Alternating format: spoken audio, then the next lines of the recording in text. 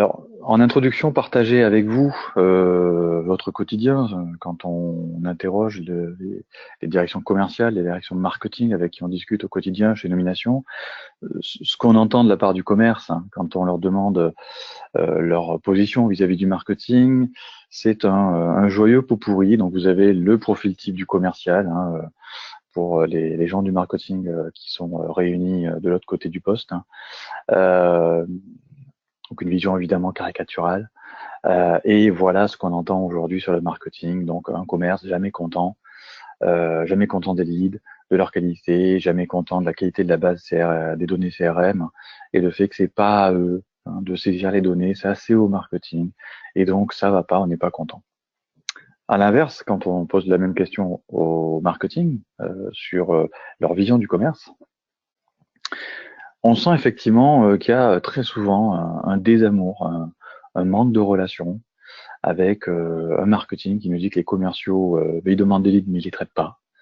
On ne sait pas ce que ça devient. Il y a très très peu de suivi de l'exploitation et de la transformation réelle des leads. Ce qu'on constate, c'est que les commerciaux remplissent pas le CRM, ils l'utilisent pas bien, ils respectent pas forcément non plus les critères de ciblage. Donc c'est tout le commerce par opportunisme qu'on voit naître quand on est au marketing et on s'arrache les cheveux parce que ça correspond pas aux cibles qu'on voudrait couvrir de façon prioritaire. Des commerciaux qui n'utilisent pas correctement les supports que vous créez pour eux. Et au final, vous avez, en tout cas, vous nous dites avoir du mal parfois à comprendre ce que veulent vraiment les commerciaux.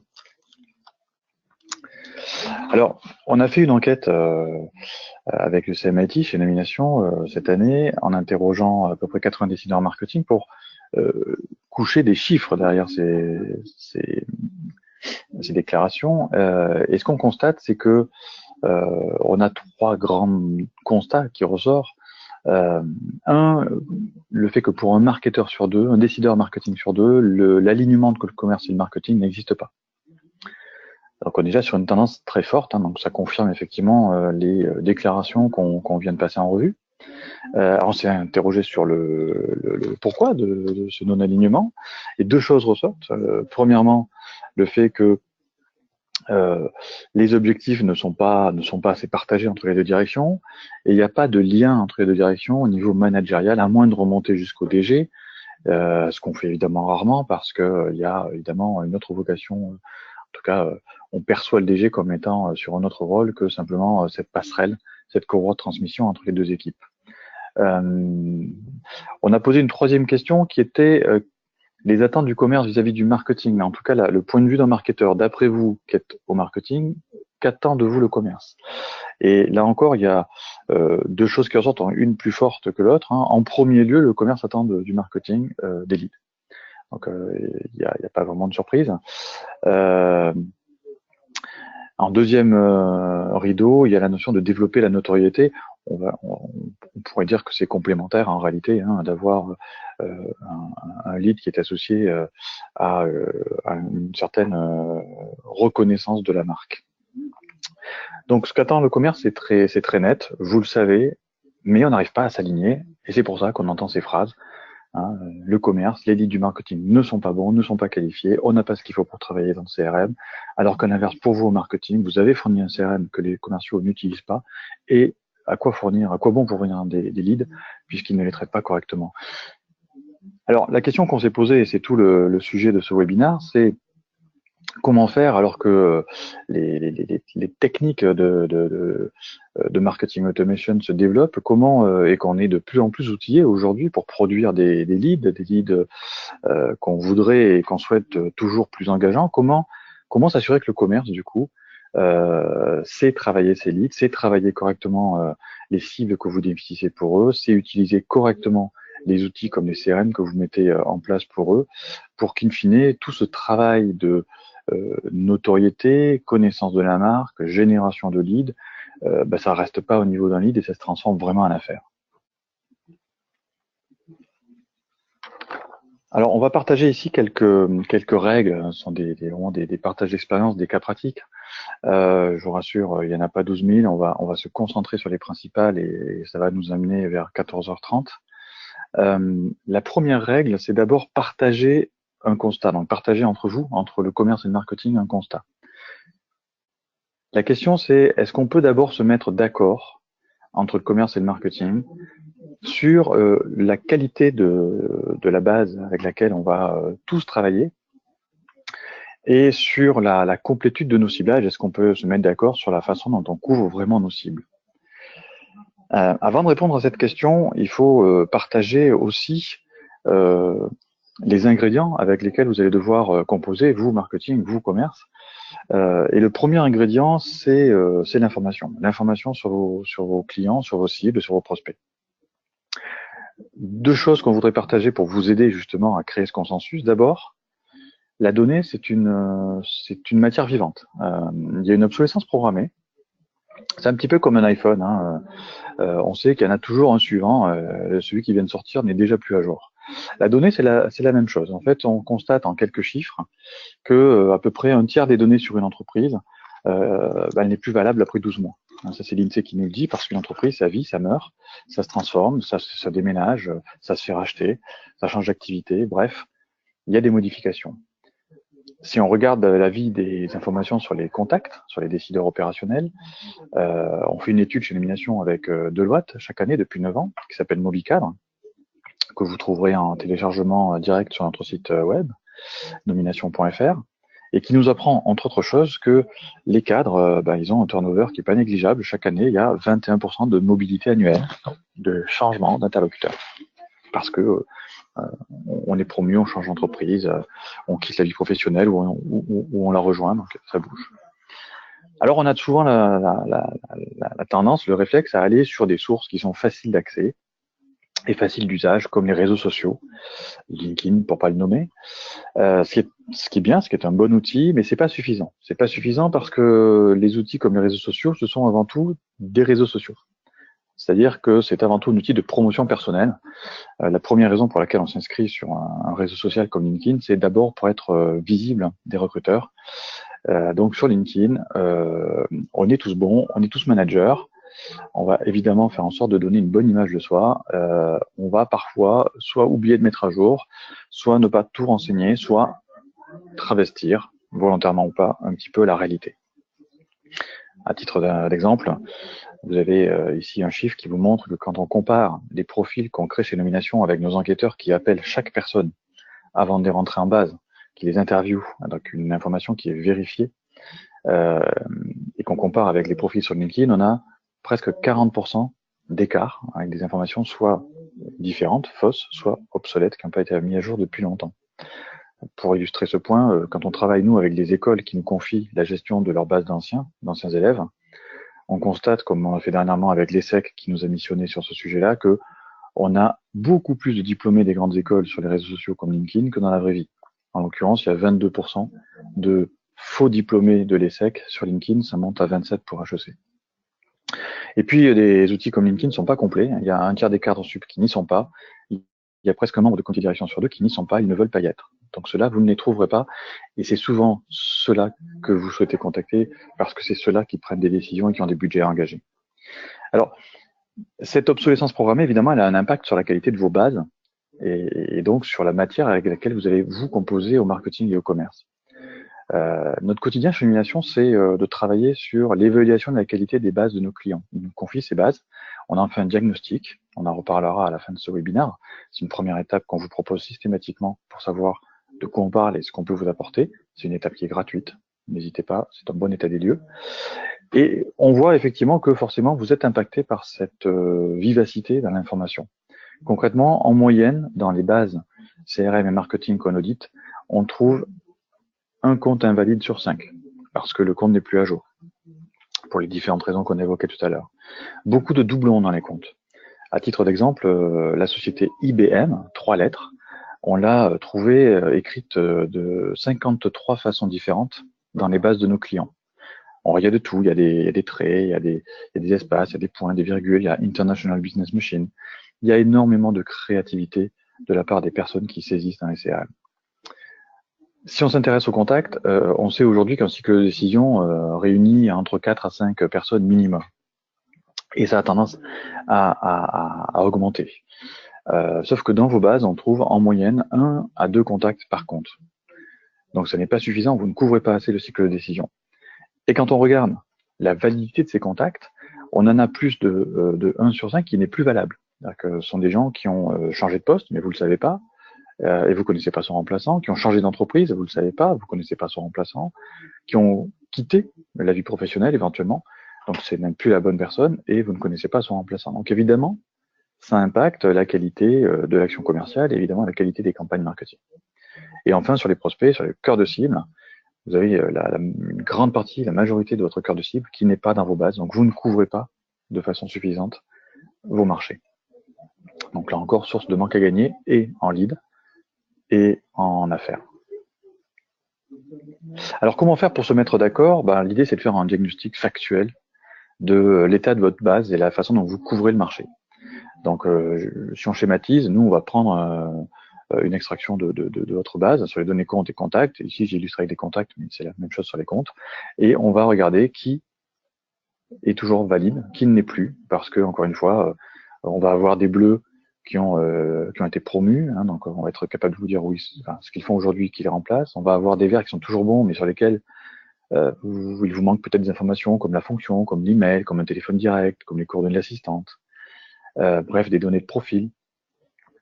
Des oranges qui ont quitté l'entreprise, qui sont dans une autre entreprise, ça pourrait être intéressant de les suivre, et on va vous dire aussi qui les remplace. Et puis les noirs qui sont perdus de vue, on ne sait pas où ils sont partis, mais ce ne sont plus eux. Et on sait là encore qui les remplace. Et puis on va se poser la question de est-ce que vous avez toutes les personnes que vous souhaitez toucher? Donc comment compléter les cycles de décision sur les comptes que vous avez déjà? Donc on va rajouter tous ces contacts qui vous manquent. Et puis on va se poser encore une autre question, c'est est-ce que j'ai vraiment toutes mes cibles? Donc quels sont mes critères de ciblage? Est-ce qu'il ne faut pas d'ailleurs à cette occasion les repenser, hein, revoir les notions de critères de cœur de cible? Et là encore, vous rajoutez tous les comptes qui vous manquent. Alors, ça c'est la première règle. Partir d'un consensus mutuel sur l'état de la base, la lecture du marché et s'assurer ensemble de façon factuelle qu'on le couvre efficacement. À partir de là, la deuxième étape, ça va être d'élaborer une stratégie pour adresser efficacement ce marché où on a atteint une vision commune. En 4 étapes, en fait, l'idée c'est de partager ensemble avec le commerce, le marketing, une définition du profil de vos cibles d'un point de vue entreprise. Quel est le profil type des entreprises que je vise? Au-delà de la partie description de l'entreprise, hein, sur son activité, sa taille, sa localisation, on peut rajouter pas mal de critères sur le type d'entreprise. Hein. Est-ce que c'est une filiale? Est-ce que c'est un siège? Est-ce qu'on travaille sur une logique d'organisation avec plusieurs établissements? Il y a plusieurs critères. On va aussi s'attacher à comprendre les moments de vie de cette entreprise. Hein, donc, quels sont dans tel secteur d'activité ou dans tel profil d'entreprise les événements typiques que ces entreprises connaissent, et est-ce qu'on est capable non seulement de les capturer, on va en reparler, mais aussi de les exploiter pour adresser un message pertinent à un bon moment. On fera la même chose sur les contacts, on va définir ce qu'on appelle des personas, c'est-à-dire travailler sur le profil de ces personnes, leurs fonctions, leur parcours, leur formation, l'ancienneté à un poste, la place dans un organigramme. On peut aller, dans certains cas, jusqu'à des notions de hobby. Et là encore, on va regarder les moments de vie de ces personnes à un niveau professionnel. Donc, quelles sont les fréquences de turnover, hein, de prise de poste? Quels sont les événements comme la prise de parole dans des colloques professionnels? Et là encore, se poser la question de comment rebondir pour toujours créer plus de liens avec la personne. En troisième étape, une fois qu'on va comprendre à qui on parle d'un point de vue entreprise, d'un point de vue contact, on va travailler sur la compréhension des parcours d'achat pour s'assurer d'envoyer les bons messages au bon moment. Et on va enfin définir les bons messages, revoir la bibliothèque pour adapter ces contenus et avoir des contenus beaucoup plus parlants au regard des attentes de ces interlocuteurs. Je vais accélérer un petit peu pour passer à la règle numéro 3. Une fois qu'on a fait ça, l'idée c'est de se mettre en opération. Donc maintenant qu'on sait quoi dire à qui, à quel moment, il faut relancer ces nouvelles campagnes, produire des leads qui vont être plus engageants. Concrètement, il y a d'abord un effort de personnalisation. On voit qu'aujourd'hui, plus vous segmentez vos campagnes, c'est-à-dire plus vous les personnalisez, plus les taux de performance sont importants. Vous avez à l'écran quelques chiffres très parlants, issus d'une étude de l'IRIS, sur l'amélioration des performances de campagne à partir du moment où elle les segmente. Alors concrètement, ça veut dire quoi? Donc je vous propose de passer en revue quelques exemples de personnalisation. Ça, c'est un exemple de mail que j'ai reçu moi, fin septembre, c'est un vrai mail. Alors j'ai masqué l'expéditeur par gentillesse, mais c'est typiquement le genre de mail qu'il ne faut pas faire. D'abord, vous voyez que ce mail, elle était envoyée à une adresse générique. Chez nous, c'est une adresse recrutement-co@nomination.fr qu'on regarde de temps en temps, mais c'est vraiment pas une adresse qu'on utilise d'un point de vue opérationnel. Donc déjà, adresse générique, vous avez peu de chances d'être vu ou beaucoup moins. Deuxième erreur, une offre destinée aux PME de moins de 1 million d'euros. Nous, chez Nomination, on réalise 6 millions d'euros de chiffre d'affaires. Donc, déjà pas dans la cible et forcément, vous donnez pas une très bonne image de vos capacités de ciblage. Vous connaissez pas bien vos marchés. Donc, la notoriété en prend un coup et le message, on n'a plus envie de le lire. Si on suit quand même et qu'on ouvre le message et qu'on le lit, le message, il est signé de Quentin, qui est dans l'équipe marketing. Or, moi, quand on essaie de me vendre quelque chose, j'ai plutôt envie d'avoir quelqu'un en face qui est une vraie personne. Quentin, je suis pas sûr qu'il existe. Et puis, quand on me vend quelque chose, c'est que c'est un commercial qui me vend quelque chose. Pourquoi quelqu'un du marketing? C'est pas un partenariat qu'on me propose, c'est une prestation. Donc, ce mail, il tombe complètement à côté. Donc, à l'inverse, nous, on va vous proposer de personnaliser au maximum vos campagnes dès l'expéditeur, avec un expéditeur réel ou en tout cas qui semble réel, surtout pas un expéditeur entre guillemets générique. Un objet le plus personnalisé possible, donc on va rebondir sur soit le profil, soit les enjeux, soit l'actualité de son interlocuteur et de son entreprise. Par exemple, ici, on félicite une personne pour son intervention dans un salon. Un message qui va être le plus personnalisé possible, avec une signature personnalisée, avec un vrai signataire, et puis ajuster un contenu en fonction du profil de son interlocuteur, et un call to action visible. Souvenez-vous que la moitié des messages aujourd'hui sont lus sur des supports mobiles. Souvenez-vous que sur les supports fixes, on utilise encore beaucoup Outlook avec le système d'aperçu. Et donc, bien souvent, si on a un mail trop long ou un pre-header trop grand, le call to action, il est tout en bas, on le voit pas, on n'y va pas, et donc du coup, on ne suit pas la trame que vous avez proposée à vos lecteurs. Deuxième exemple, rebondissez sur les profils et sur l'actualité de vos interlocuteurs. Par exemple, ici, vous avez la fiche issue de nomination.fr, de notre base, du directeur financier de venteprivée.com qui a été nommé récemment. Ça, c'est une excellente opportunité pour lui envoyer un message de félicitations. Deux cas possibles, soit c'est un prospect chez vous, ça facilite l'entrée en relation, ou bien c'est un client chez vous et vous allez sécuriser la relation parce que un nouveau décideur qui est nommé, généralement, amène ses fournisseurs avec lui. Tiens, je travaillais avec tel fournisseur dans mon poste précédent, ça se passait plutôt bien, pourquoi ne pas le rappeler aujourd'hui, dans mon nouveau poste? On a aujourd'hui beaucoup de nos clients en compte qui travaillent de cette façon-là et qui utilisent le parcours, le poste précédent, pour adapter la juste réaction lorsqu'ils captent une nomination. Et puis, vous allez pouvoir personnaliser le message parce que, là encore, comme vous connaissez son parcours, sa formation, son âge, vous allez pouvoir lui tenir un discours extrêmement précis, extrêmement pertinent. Autre exemple, sur vos clients. Tout à l'heure, on parlait effectivement d'un cycle de décision qui s'accroît. Vous avez généralement aussi des problématiques soit d'upsell, soit de cross-sell. Être déjà présent chez un client, faire jouer cette relation comme une référence interne, c'est une bonne façon pour vous développer. Encore faut-il identifier les personnes auprès de qui vous approchez. Donc du coup, la lecture d'un organigramme sur un groupe ici, on a pris Carrefour, va vous aider à identifier très rapidement les types d'interlocuteurs que vous souhaitez cibler pour pouvoir les engager de façon rapide et efficace.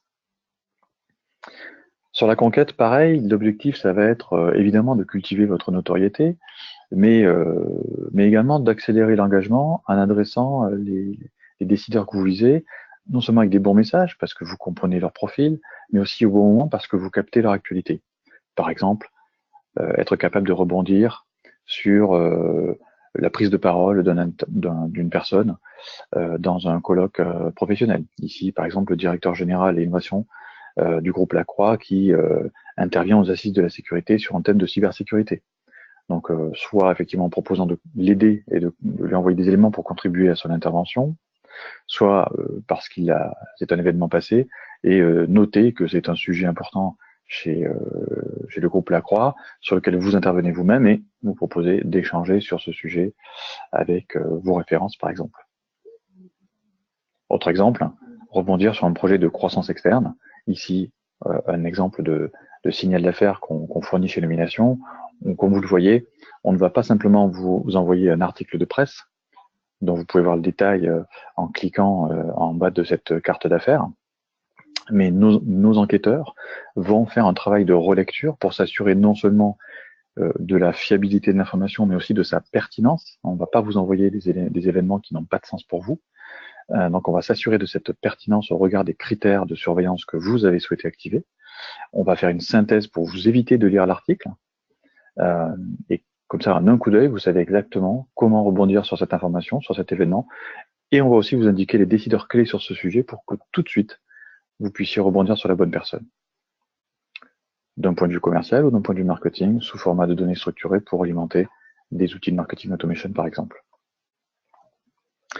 Enfin, un autre exemple de best practice, pensez à réactiver vos contacts. Tout à l'heure, on a vu que les contacts, ça vit beaucoup.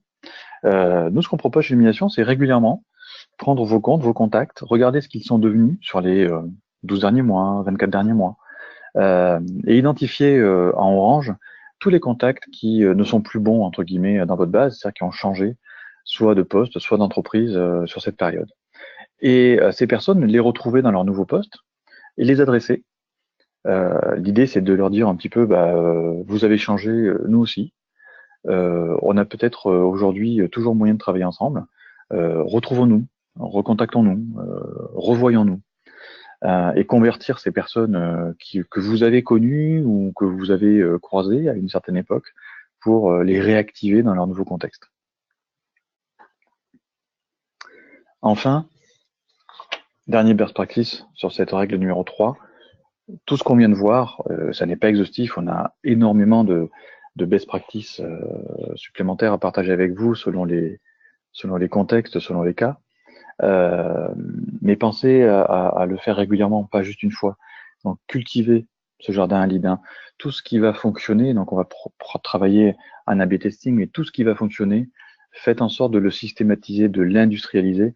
Aujourd'hui, la tendance, encore une fois, c'est de plus en plus à monter des scénarios de conversation avec ses interlocuteurs, donc d'avoir des logiques où on envoie des messages réguliers, des messages successifs, qui varie en fonction du comportement de la personne pour cultiver cette appétence, cultiver le scoring, la chaleur de son interlocuteur pour, entre guillemets, le faire mûrir et l'amener juste à point au commerce. Donc on alimente de plus en plus aujourd'hui chez Nomination vos programmes marketing, certes, mais on passe de plus en plus de campagnes à des scénarios qui sont pris en charge par des outils comme HubSpot, Eloqua, Webmecanic, Marketo ou par d'autres chez Salesforce.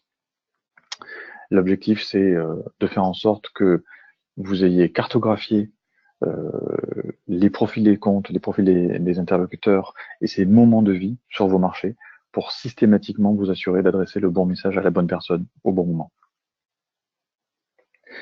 Enfin, règle numéro 4, la dernière. Ne vous arrêtez pas à produire un lead. Un lead, c'est bien, mais une affaire, c'est mieux. Et la difficulté des commerciaux, c'est que bien souvent, ce qu'on entend quand on leur pose la question, c'est que un lead, c'est trop peu. C'est beaucoup, mais c'est trop peu. Un lead, c'est telle personne a téléchargé tel document, voilà son téléphone, qui est souvent un téléphone standard. C'est difficile, de le joindre.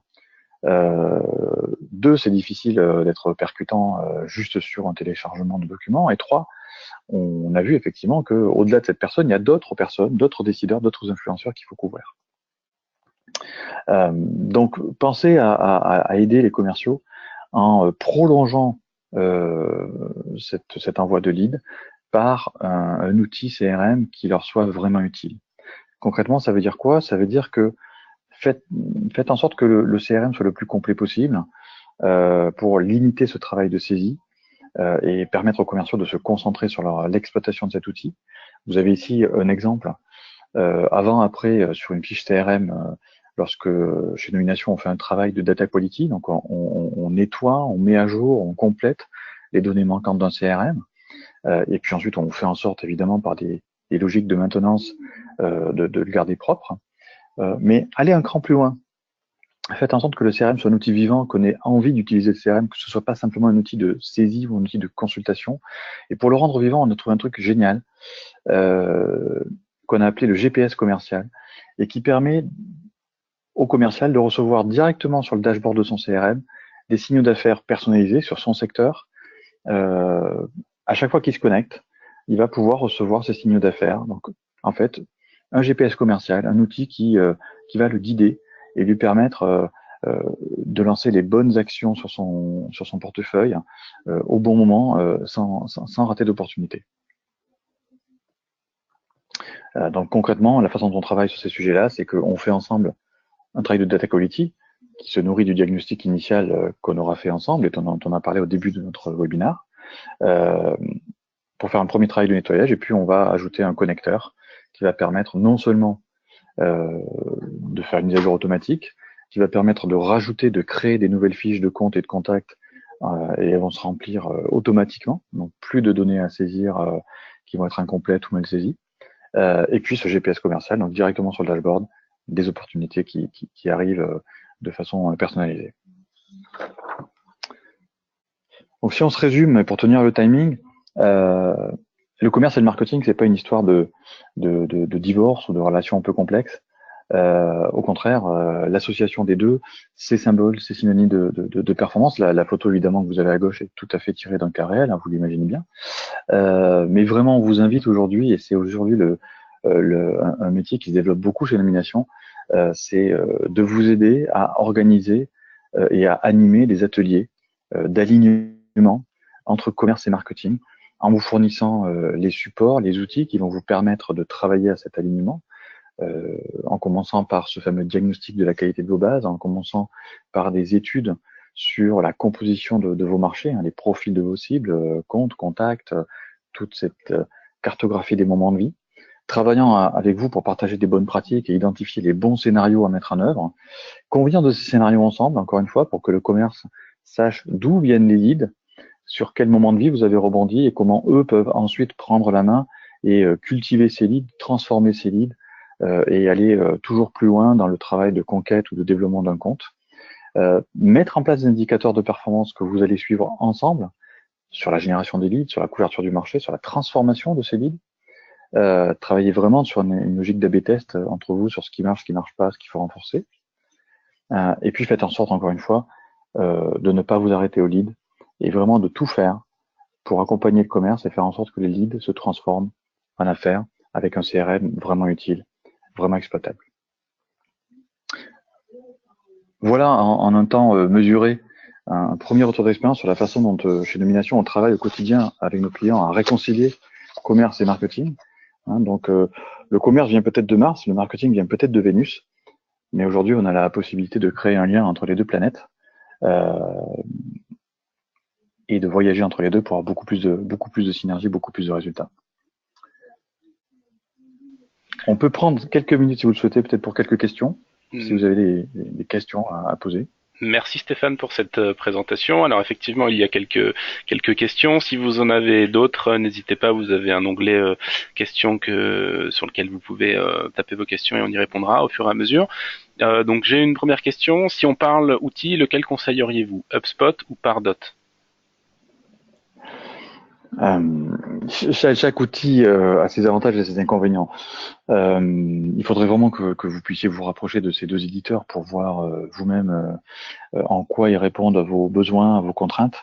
En deux mots, sans vouloir prendre la place de l'éditeur, ce sont deux outils qui sont des références, qui sont très répandus. Pardot va être un outil extrêmement complet, qui a l'avantage d'être natif évidemment avec Salesforce, donc une intégration complète.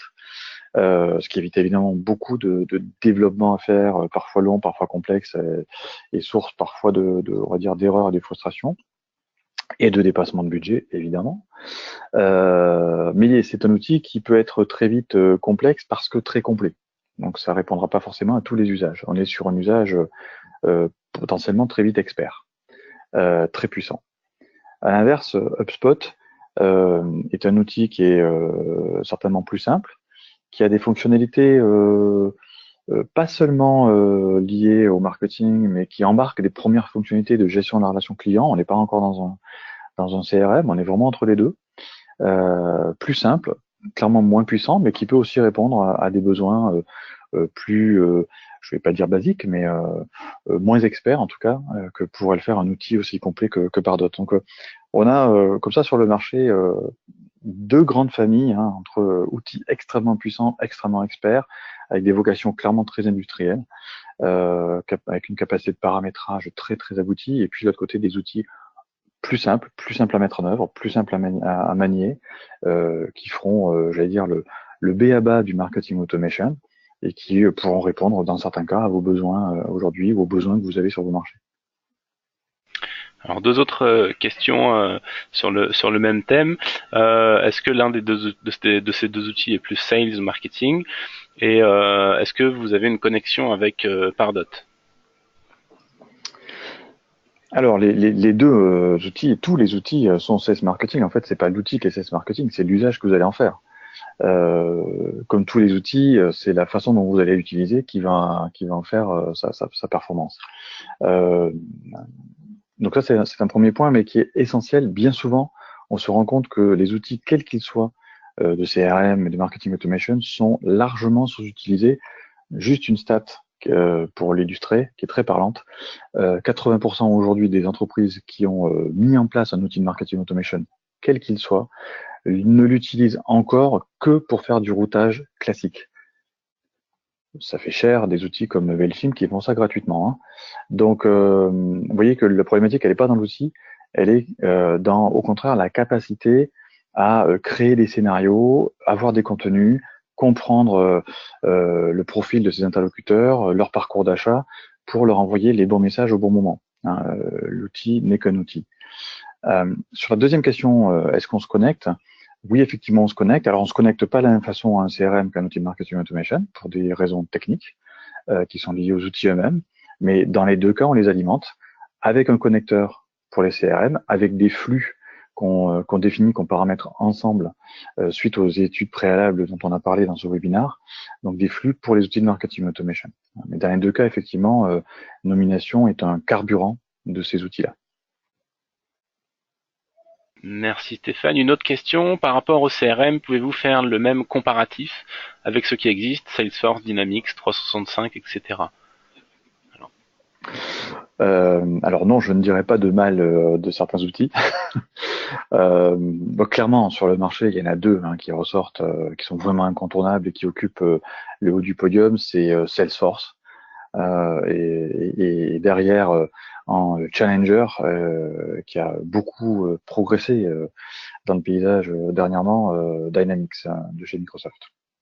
On retrouve ensuite d'autres outils qui, là encore, pour des raisons de besoins que vous pourrez avoir dans vos organisations, peuvent tout à fait répondre efficacement à vos attentes. Je pense à des outils comme Ines CRM, par exemple. Celle-ci, il y en a beaucoup qui existent et qui sont tout à fait performants.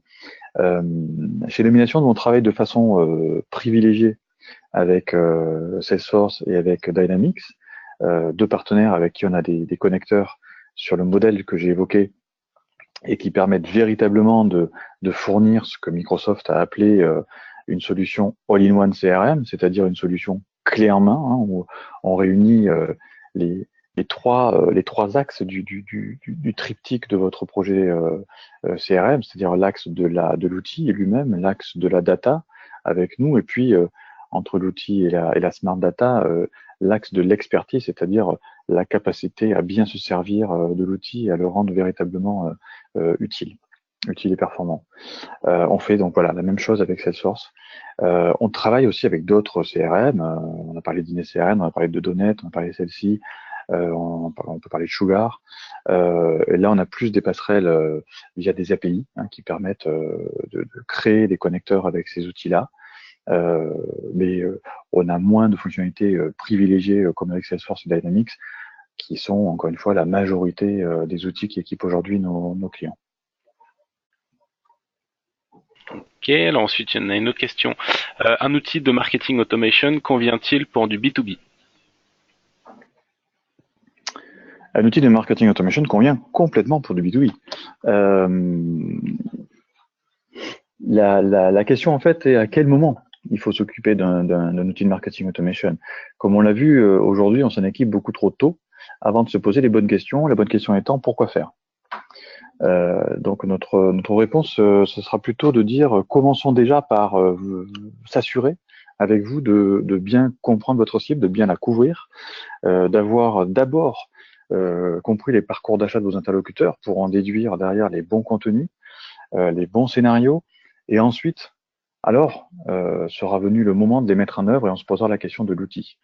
Mais encore une fois, si votre marché, pour X raison, ou si vous, parce que vous n'avez pas encore, là encore pour X raison, toute la bibliothèque de contenu nécessaire, que votre commerce n'est pas bien aligné, ça sert à rien de mettre l'outil. Et l'outil n'est pas magique, hein, c'est pas l'outil qui va lui-même créer la campagne et, et créer des contenus et faire en sorte que par magie vos commerciaux vont mieux transformer. Donc oui, le marketing automation est particulièrement adapté au B2B où on voit qu'il faut couvrir 5 interlocuteurs et plus, donc tenir des messages très régulièrement à des personnes qui ont des profils très différents, avec des enjeux très différents, avec des attentes très différentes, qui ont aussi des moments de vie différents. Donc, comment on fait en sorte de systématiser, d'industrialiser ces messages et de ne rater aucune opportunité d'adresser le bon message à la bonne personne au bon moment. Ça, c'est le marketing automation et c'est extrêmement approprié au B2B. Mais encore une fois, faites en sorte de vous équiper quand vous êtes prêt à déclencher ces campagnes-là. Et donc une dernière question que nous avons apparemment. Que conseillez-vous en priorité pour améliorer la relation vente-marketing en dehors des outils? Vous avez raison, c'est une très bonne question puisque comme on vient de le dire, les outils, ce ne sont que des outils, ça ne fait pas tout. Donc nous, ce qu'on conseille, je vais revenir vraiment à nos conseils, c'est d'instaurer ces ateliers de pilotage en commun. C'est d'instaurer vraiment des comités de pilotage, commerce marketing. On peut trouver différents noms, business développement qui réunirait les deux, par exemple. Je vous laisserai à votre créativité en interne, chacun. Mais c'est vraiment l'idée d'instaurer. Le mot-clé, c'est d'instaurer. Il faut que ça ait une réalité. Ça veut dire que régulièrement, on se voit ensemble, commerce, marketing, pour partager encore une fois sur à la fois les indicateurs de performance qu'on a définis ensemble, sur la qualité au sens volume, mais aussi au sens pertinence, exploitabilité des leads produits par le marketing, et sur la façon dont c'est traité côté commerce. Prendre en compte les retours du marketing d'un côté, les retours du commerce de l'autre. Être vraiment client l'un de l'autre. Pour vous donner un ordre d'idée, je vais parler de ce que je connais le mieux. Ce qu'on a mis en place chez Illumination, c'est un comité business développement qui a lieu une fois par mois, sauf cas exceptionnel, on peut en faire d'autres, mais c'est à minima une fois par mois. C'est un rendez-vous qu'on s'est donné pour obligatoire, où on réunit le commerce, le marketing. Selon les cas, on invite d'autres services comme l'IT, quand par exemple il y a des incidences sur nos outils, CRM, marketing, ça peut être la production, quand il y a des opérations spéciales, on a besoin d'un renfort de la production chez nous, donc tous nos enquêteurs, notre service de collecte d'informations. Mais c'est vraiment ce rendez-vous obligatoire qui nous permet de garder ce lien, de l'entretenir, de trouver de nouvelles idées, de les mettre en œuvre efficacement. Donc là, il faut un champion. Soit effectivement, il y a un champion qui est désigné, soit au contraire, c'est un binôme entre le directeur commercial et marketing qui doit vraiment s'instaurer en tant que tel.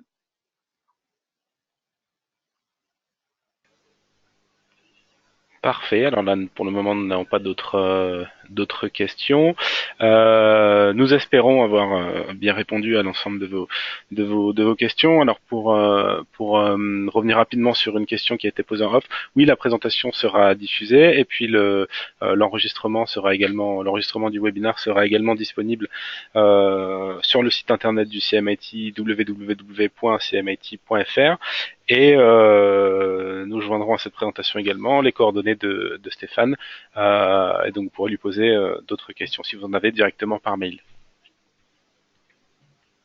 Merci à tous, à très bientôt et très bonne journée. Merci à tous, bonne journée.